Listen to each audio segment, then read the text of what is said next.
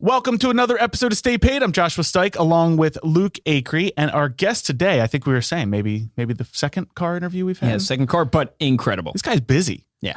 We were talking to him a little bit before the podcast. Like, man, he keeps his schedule packed, and we were lucky enough for him to come on and share about his business and how he's growing it. Yeah. I mean, the growth is unbelievable. I mean, he's gone from 15 agents to like 70 plus in a year. You'll hear all about it on the interview, but stick around for this interview because a lot of his deals are coming from internet leads. And I asked him specifically, can you share with me your follow-up process?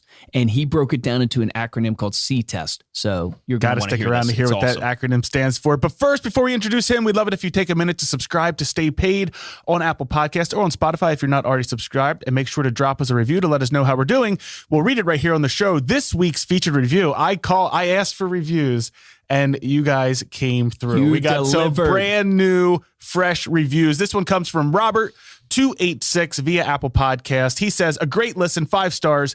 They are passionate about what they do. I'm not even in sales, but it's advice that can be applied in almost any field. So thank you so much for Robert for leaving that review. You can leave your review on Apple Podcast. And now let's get into this week's episode.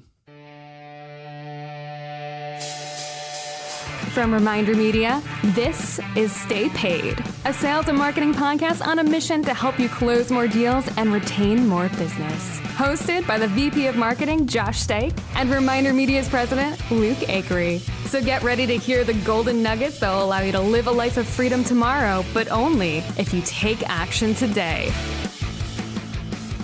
Our guest today is Mark Pattison. He's the founder and owner of Porchlight Realty Team, brokered by eXp Realty. Starting as a solo agent in 2014, Mark now has a team of 70 that is ranked the number 3 team in San Diego County, according to Real Trends, and number 5 in all of California, having closed over 3,000 transactions and $1 billion in volume. Mark, welcome to the podcast. Thanks for being here. Yes, thanks for having me. Well, I think we were talking even beforehand. I think you're over 70 now, right? You were saying you're 70 something. That was last week's numbers. Yeah. So, I was going to say it changes so much. I can't keep up. I had to check and see. Yeah, we're at 72 in San Diego, I think. 72 in San Diego. And then about 5 others in a couple different markets that we have. That's unbelievable. So how many transactions will you do this year, or did you do last year? Kind of give a feel there. So yeah, last year I had 15 agents and we did 407 deals. So we got 3rd in San Diego and 5th in the state, which the 5th in the state thing was the thing that caught me by surprise. Yeah, I had no idea. Yeah, that's crazy, man. Dang, good on me. No, yeah. Or good on my team more so. My team's a lot better than me. And then this year to date, we've already done 470 deals. So, wow. So we're hoping to hit 800, which would be a huge win for us. Dude, that is incredible, man. Seriously, congrats on that. I know that is one, it's quite an accomplishment just from the lead generation side and the ability to actually scale a business and all that stuff. But then from the management side of people too, and how do you keep people inspired, and everything gets more complex as you add on team members. It's like the simplest problem. It's kind of like whisper down the lane. Every time you add a team member, boom, it gets a little bit more complex. Walk us through a little bit of your story. Like, how'd you get into real estate? How long you've been doing it? What made you want to build a massive team like this? Yes. So got into real estate. I was always in sales. So I worked, born and raised Seattle. So I'm a West Coast kid. Moved to Chicago actually for a company called Groupon. It was a startup. Left Groupon, went to South America, and I was like, I'm not going to be spending another winter in Chicago again. I don't know if you know, but Chicago has really cold winters, and I'm not made for that. So I did South America for a bit, and I said, man, I'm just going to live in warm climate somewhere, and I'm going to become a real estate agent. So I had no one in my family that had done real estate. I didn't know anyone in the business. I didn't know anyone in Southern California. I just decided I'm going to move to LA or San Diego, and I bought a ticket to LA. I actually changed my flight to San Diego and moved here with an air mattress and a moped. Oh my gosh. Didn't know one person, and I just started selling real estate. I used to park around the corner on my moped and freaking take my helmet off, fix my hair, and go show houses. That's crazy. That's how I started. And my dad gave me that moped for a college present because he wouldn't get me a car. And then my dad made me buy that moped back. He's like, no, that was just a loaner. Like, you got to pay me back for that. So my parents are like very much like, you work for your own stuff. So I truly started not knowing one person, and now thankfully in San Diego, it's a big city, but I do know a lot more. And just to kind of climb the ladder of just going after it, I always surrounded myself with great people and copied their businesses. And so within 5 years, I've been able to create one of the top teams in San Diego. Now you left the job out. I think, is there a little trivia fact that you used to work for Elton John? Isn't it? Yes. Yeah. So did you really? Jeez. Okay. Well, when I was in South America, I was on tour. So I would go to like a lot of the shows, and it was more of like a fill-in job. It wasn't necessarily I got paid very much, but it was a lot of fun. So it was worth it. That's awesome. Yeah. So I traveled around. I've been to 72 countries. Ooh.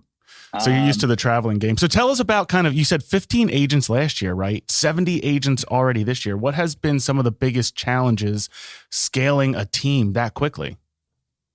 I wouldn't say that. I mean, I'm pretty orderly, so I like to have my system set up. So I have a university that I created. So if a new agent comes on board, it's not me teaching them every single little thing. We do have a class once a week for 2 hours, but we do have a university that's all online, and we've recorded everything. So it's called Porchlight University, which is my team name.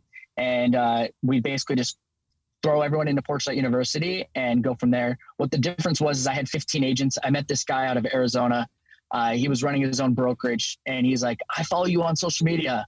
I was like, oh, cool. Nice to meet you. And he's like, yeah. And I found out this dude has 3,000 agents at his brokerage. I'm like, crap. He was trying to act like I was cool.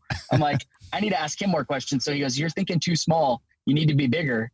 And I was like, well, how many agents should I have on my team? He said 200. And I said, all right, I'm going to do it. He goes, there's nothing more than 200 than there is 15. He goes, honestly, just grow. So from that moment when he told me this, which his name's Chuck Fazio, so thank you, Chuck, you inspired me to basically build my team out. And that's why I'm on my path to 200 agents. Then I met another guy, David Cullen, who's a KW dude, who I met in Mexico when you said I was in Mexico the other week. He told me he said 200 is too small. I'm like, shit, I got to stop surrounding myself with these people. so now I don't know how big I'm going to grow my team, but it's just going to keep getting bigger and bigger. So, I mean, obviously one of the biggest challenges for scaling teams, right, is the consistent flow. Most agents are not doing business, right? I think the stats are horrendous, right? There's 50% of agents in the MLS, I've heard, that don't even have a transaction this year. How do you help your agents that are on your team actually close deals? Like, what's your model to help them either generate leads? Do you generate the leads for them? How does that all work and break down? All right. Get a pen and paper. Yeah. So first 30 days when they're onboarding, they have an onboarding specialist. They go through the university. They have to complete the university, which is 180 modules. Once they're done with the university, they take an in-person final exam. So everything that they have to learn about real estate, and I'm not talking about the stuff that the real estate school teaches them, but what you actually have to know. It's kind of like, oh, you go to high school, but you really don't learn anything about life. So I teach them the life stuff.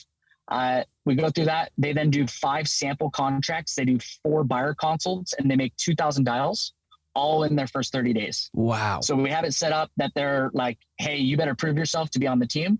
So we have a lot of agents that don't make it through the first 30 days because we kind of just say grind for it.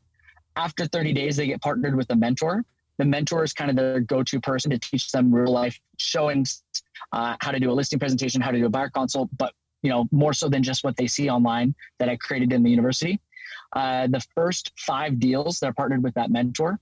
And then after that, they're put into a pod. So kind of like The Voice, where all the celebrities have their chairs and they get to turn their chair around for whichever person they want. So the new agent comes up and presents, hey, this is what I'm looking for in a pod leader. And then the agents, if they want that person, they kind of buzz in. And we do this every 2 months. We have like a pod meeting, and the agent then gets to select which pod they're going to go on. That is so like, hey, cool. I'm going to be your coach. And that's from deals 6 through 12. And that's something that we just started implementing to create more teams within a team. So like you said, is like per agent production. Yes, I do have almost 80 agents, and I've only done 470 deals, but about 35 of them have done all those deals. So the other ones are all in their onboarding. About 40 of them are all in onboarding, going through this process, getting their stuff done. Because it takes a while to get ramped up no matter what. Yep.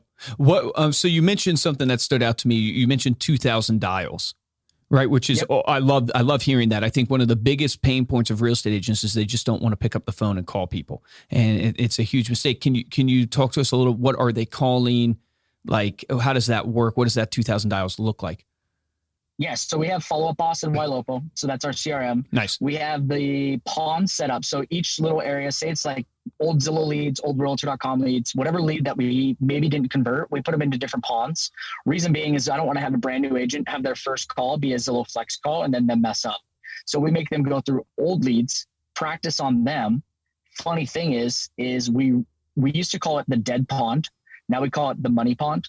So new agents come in thinking there's money in there. And this kid got a $1.7 million listing from it. So he got a $1.7 million listing as his first appointment, got the listing. Now he's been on the team. He's been licensed since January. He now has 27 signed listing agreements this year. Wow. And so my team, we don't have buyer's agents and listing agents. I let them do both. You just have to prove that you know what you're doing. So we do have a mentor that will shadow them and make sure that they're doing it right. But yeah, so he took on 27 listings so far this year. And he's just crushing it. And they go through that. Those pawn dials, they start day 2. So they say, hey, you get your first day to kind of get everything situated. And then we put them on the phones because a lot of people think that they need to know all the answers before they jump on the phones. Well, here's the thing. One, I might be an idiot, but I'm 6 years in the business. I don't know all the answers. I can barely keep track if you need this done for this loan and this. I can't keep, and then when I learn it, they freaking change it. So I tell my agents like, hey, if you're not, we have a saying on our team, if you're not effing up, you're not trying. So we want them to fail forward. The only thing that I request is that you're ethical and that you treat your clients with respect and you treat the people on our team with respect. And that's it. Otherwise, you can't really screw up. Don't obviously tell your client, if you don't know, raise your hand and ask. Yeah, I love that. You mentioned Zillow Leads. Is that where you're getting a lot of your leads from? What other lead sources are you getting? And is it all online? Yes. So all of our lead sources are all online. I started out as an agent that did a lot of online lead generation because I wasn't from San Diego, so I didn't have my sphere. So I had to build it from somewhere. And all the other big teams are saying, hey, online leads. Some people will be like, Zillow sucks, all this stuff. Well, hey, if you want to scale, Zillow is where you're going to be able to do it. And military leads is another one because we're in a big military presence city. Okay. So we work with Veterans United. They're part of our group. We work with realtor.com. And so a lot of it when we kind of stack it. So like I said earlier with the pods, we actually have teams within the team. So there's people that are just on Zillow Flex. There's people that are on Veterans United military leads. There's people that are on realtor.com and they graduate on. So once you go through that first 30 days, you then get into different programs. You get to go on lead shifts. Lead shifts are how we distribute our leads out. So yes, they'll have a pond in their name, so they can call those leads at any time they want. But if they're on a lead shift, when a lead comes into our system, it's going to be routed to a certain number of agents, whoever's on lead shift. Leads, just kind of like floor time. Facebook, YouTube, Google, any of that? Any of the pay-per-click stuff? No, not at all.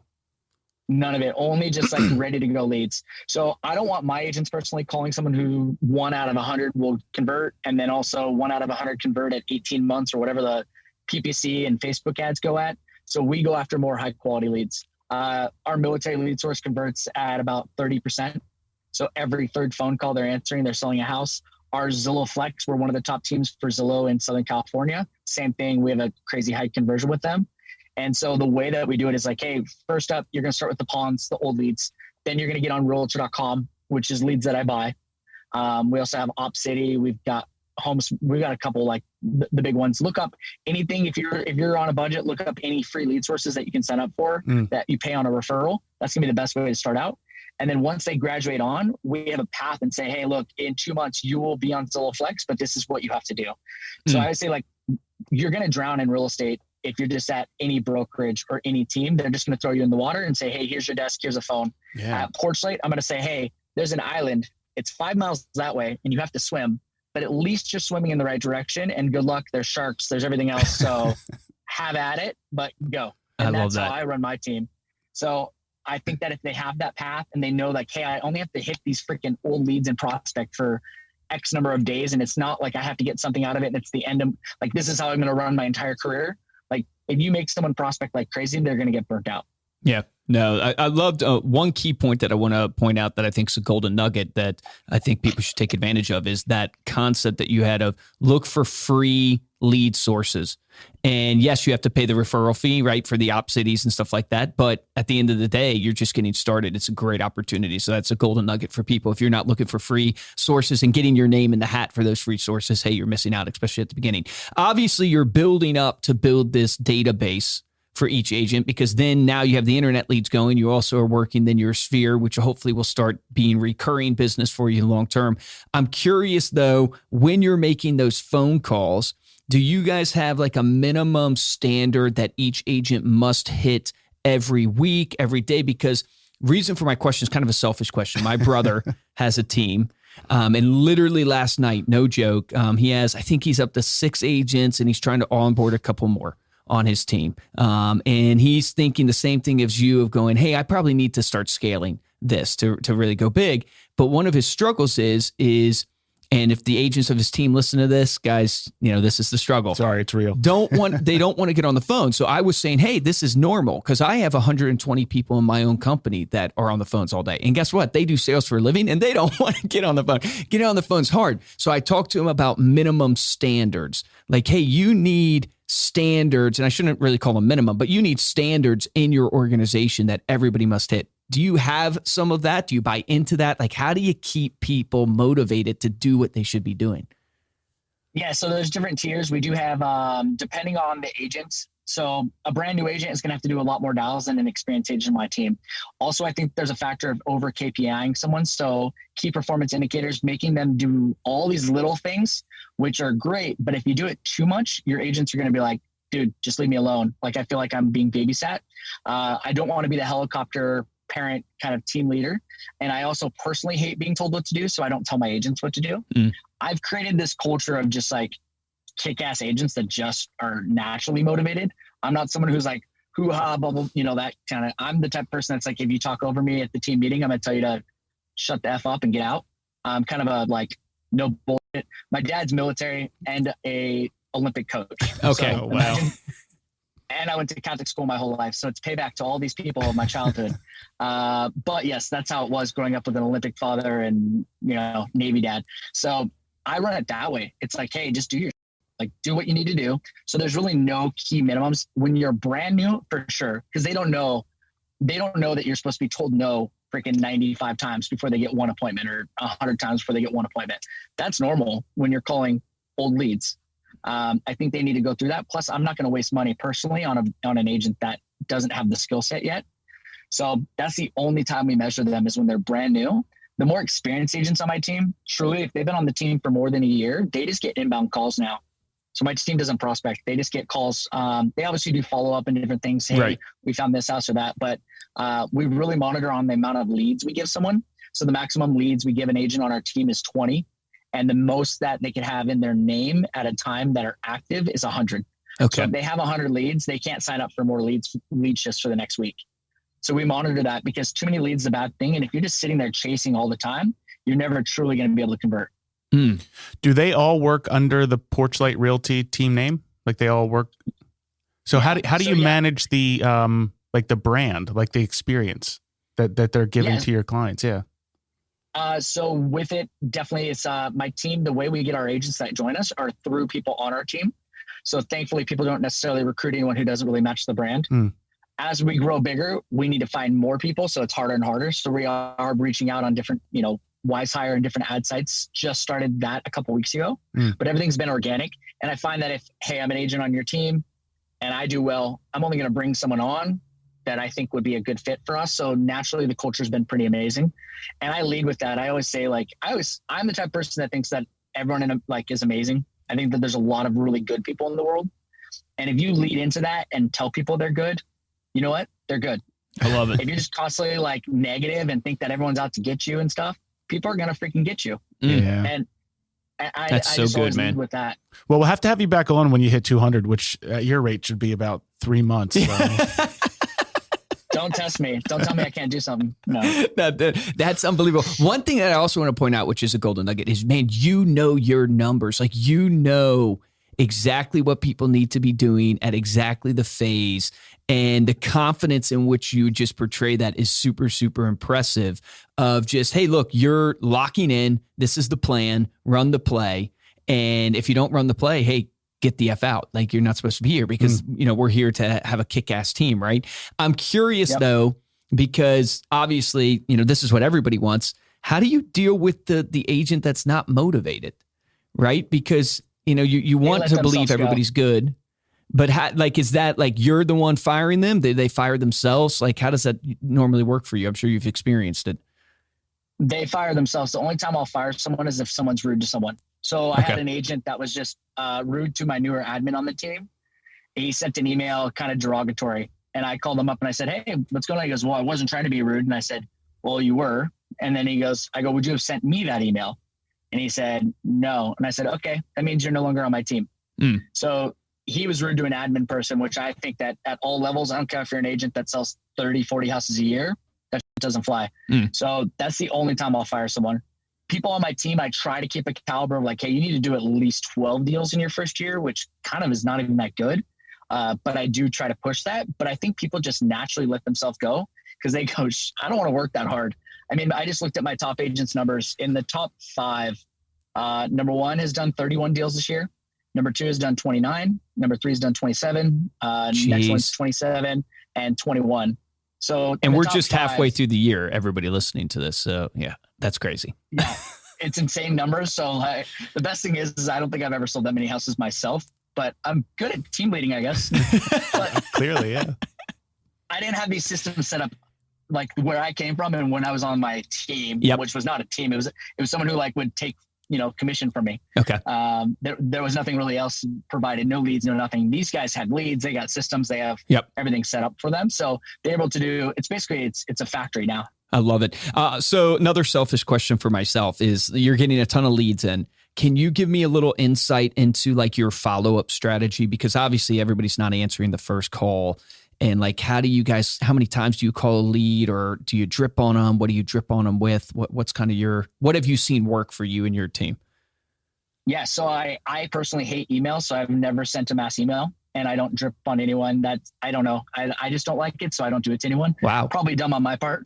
But what we do is we get the lead, it's speed to lead. So we do have lead shifts. We do lead shifts 4 times a day. On each lead shift, up to 4 agents are there. So they sign up, like I said, we go from top to bottom. Hey, number 1 agent on the team, you get to sign up. Number 2, number 3. So we do lead shifts. We do it from 9 to 12, 12 to 3, 3 to 6, 6 to 9. All of them are in office, like floor time, except for the 6 to 9 o'clock one.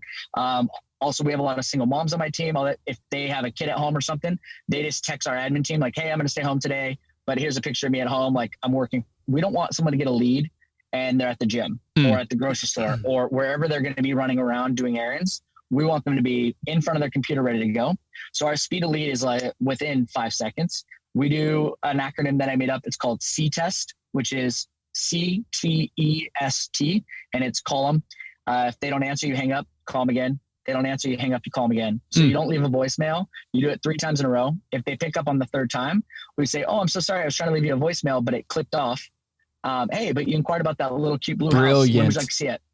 So we talk about the color of the house, and we talk about maybe if it's like a street name, but we won't say, hey, you inquired about 123 Main Street. They'd be like, which one was 123 Main Street? So talk about the house that they clicked on.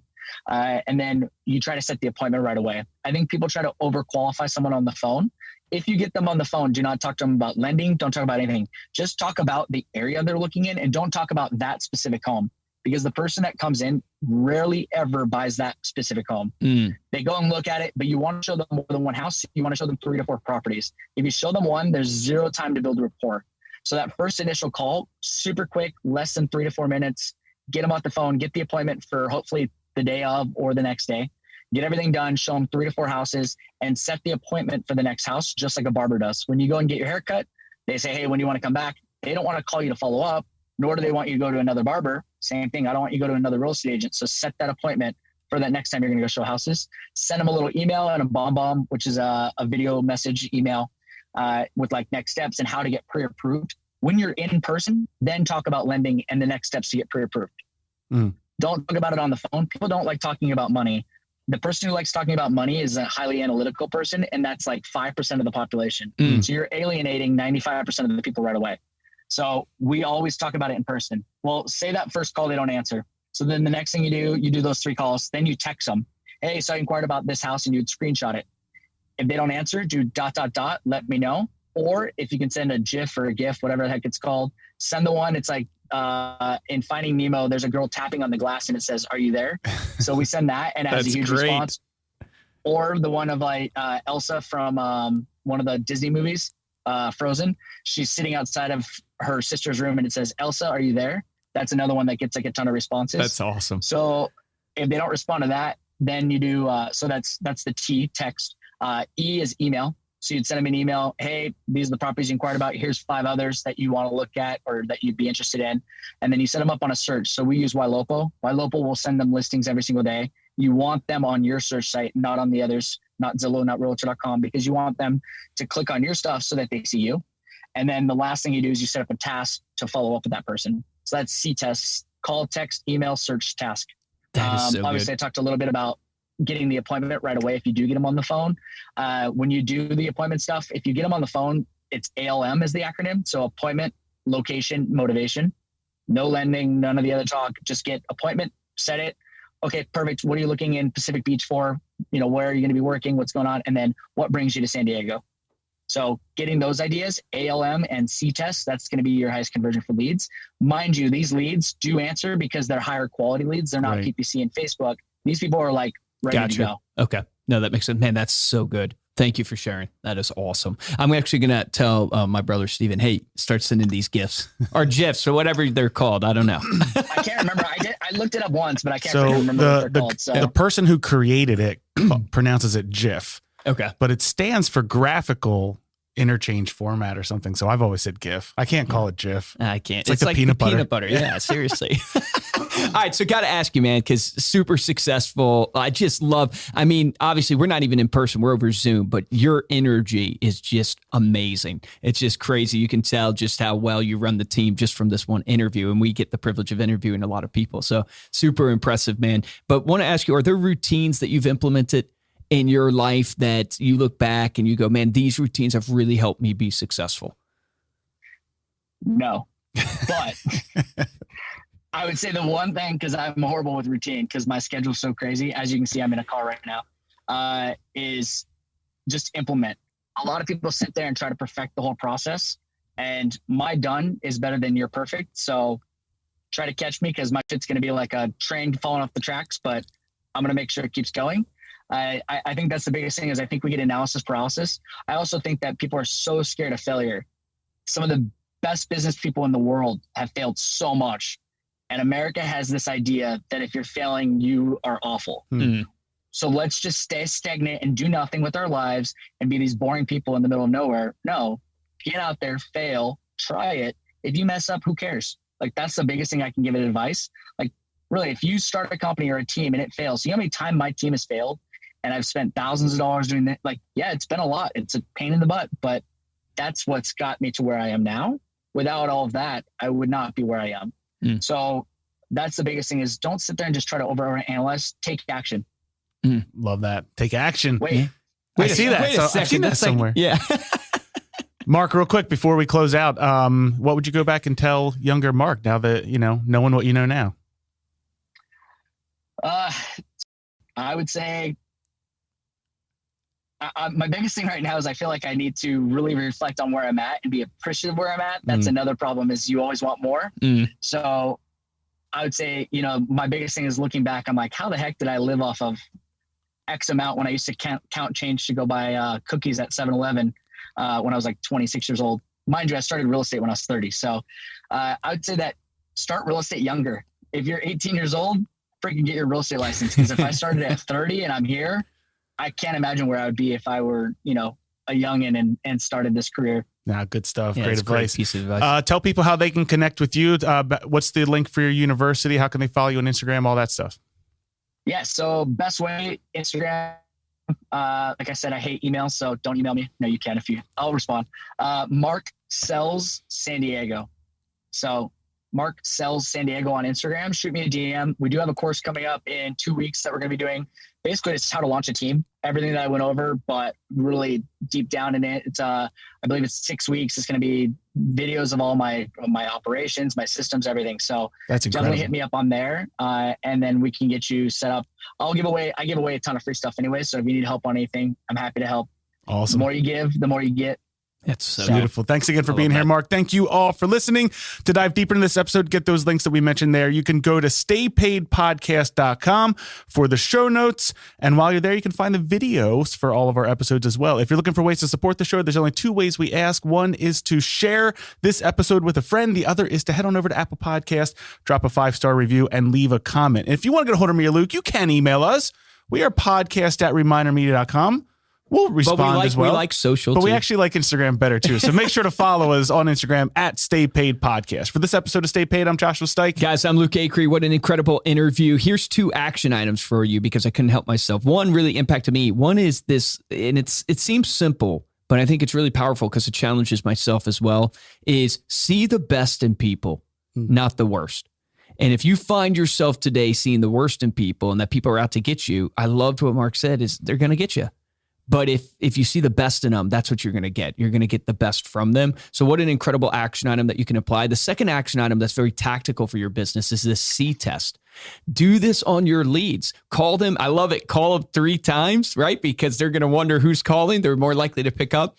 Then text them, then email them, send them a search, right? And then set a task for a follow-up for yourself. Apply that to your business. Remember, the difference between a top producer and a mediocre producer in every single industry is top producers take action. Take action on that today.